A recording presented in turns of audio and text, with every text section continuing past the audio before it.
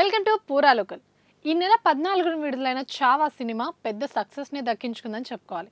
ఈ సినిమాలో మరాఠా యోధుడు ఛత్రపతి శివాజీయే కాదు, ఆయన తనయుడు శంభాజీ కూడా పరాక్రమవంతుడు, త్యాగశీలి అని చూపించారు.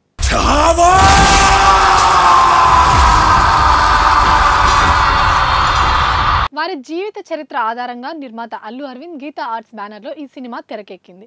ఈ సినిమాను తెలుగులో డబ్బింగ్ చేయించి విడుదల చేయడానికి మూవీ మేకర్స్ ఏర్పాట్లు చేస్తున్నారు. మార్చ్ 7వ తేదీన చావా తెలుగు వర్షన్ విడుదల కానున్నట్లు గీతా ఆర్ట్స్ అఫీషియల్ పోస్టర్ని కూడా విడుదల చేసింది. అయితే విక్కీ కౌశల్ పాత్రకు రామ్ చరణ్ తెలుగు డబ్బింగ్ చెప్పే అవకాశం ఉన్నట్లు సినీ సర్కిల్లో చర్చించుకుంటున్నారు. మొదట ఎన్టీఆర్ పేరు వినిపించినప్పటికీ ఎన్టీఆర్ తన సినిమా షూటింగ్ కోసం విదేశాల్లో ఉండడంతో రామ్ చరణ్ని ఫిక్స్ చేసినట్లు తెలుస్తుంది.